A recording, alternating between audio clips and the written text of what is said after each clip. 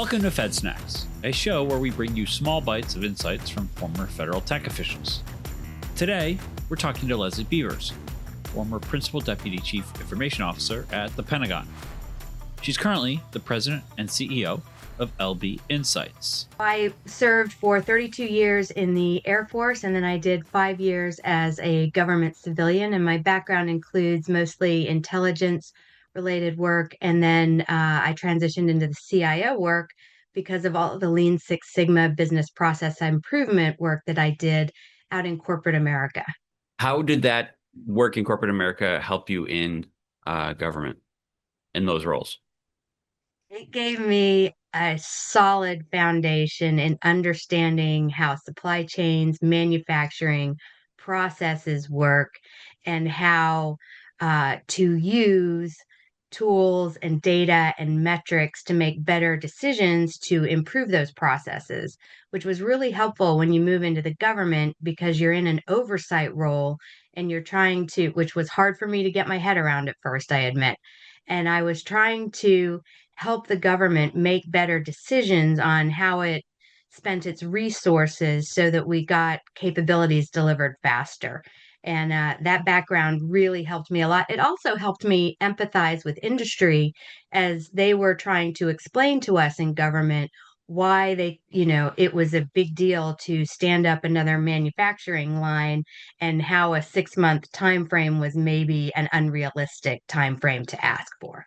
You started LB Insights. What was that transition like for you from government now to your own firm? Yeah, that was really exciting. And it's been energizing because I spent my life in service. And just because I left government didn't mean that I left the mission. And I wanted to continue to work and to continue to serve. And I was pleasantly surprised by the size and the dedication and of the innovation community that actually exists outside of government. And there were thousands of patriotic technologists working tirelessly to help our warfighters. And so I was like, sign me up. I want to be part of this. And that's why I've continued to work independently so I can help small, medium, and large organizations. Because while I was there at the Pentagon, with the INS team and with the CIO team between Project Herald and Fulcrum, we kind of built out the blueprint of what we needed for a modern, secure architecture that was functional for the warfighter. And now I'm out on the commercial side helping companies either get across the valley of death to deliver on that, especially in the smaller startup realm, or if you're a more mature company and you just need to tweak your product a little bit more to fit into that larger ecosystem that is part of the Department of War. That's where I think my real sweet spot is to help folks. And I'm really excited about being part of the team that takes us to the next level. In this role, you are supporting firms that are working with the government. How are you doing that? How are you going to continue to do that in the future? Yeah, I'm doing what is called portfolio work for it's a new term in my book, but it means I stand up my own company and then I do some independent consulting, and also I participate in boards and things like that. And then I just get involved with the on the legislative process a little bit, just to try and help align language so that we get the right effects that we're looking for as we're making some changes and as we're adapting and growing.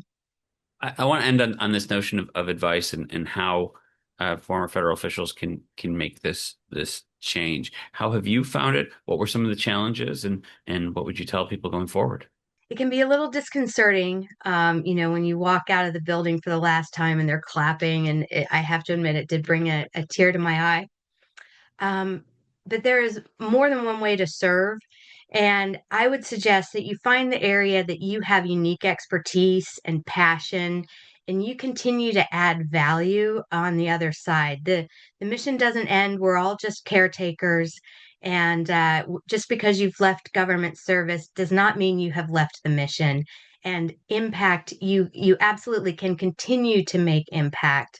And be extremely helpful to the group of patriotic Americans that are working outside of government and being that bridge to connect them with government in very powerful ways. And then in the corporate environment, if you go into a corporate environment where you've got a little more structure around you to support, you'll notice that your counterparts are really driving for revenue growth and performance.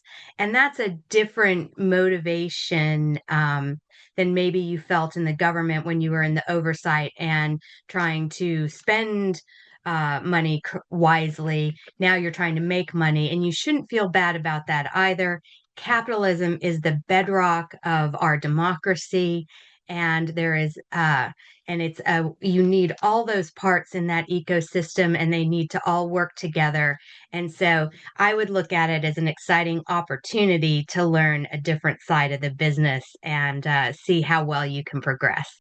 That sounds like that's a fairly comprehensive way to look at it, and I appreciate your perspective because It wasn't certainly what you're you were coming at it from expecting, a really Ross, good. I'm sure. No, of course it was. I expect nothing less, of course. But if it's having talked to you many times, like that's just part of the deal. I had high hopes, but yeah, it's really really good for our audience, and thanks so much for being here. Yeah.